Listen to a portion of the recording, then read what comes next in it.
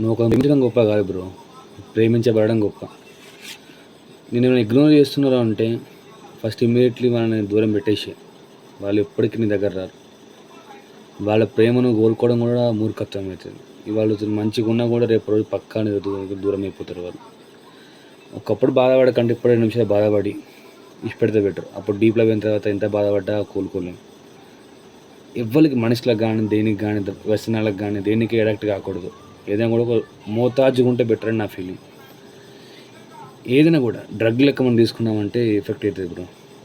ఎమ్మ లైట్ తీసుకో బ్రో, ఏం కాదు. అది కాకపోతే ఇంకోటి హ్యాపీగా బతుకు, నువ్వు మంచిగా చూసుకో, జిందగీని ముందు కొట్టుకో, ఏదో ఒకరు చచ్చిపో అంతే.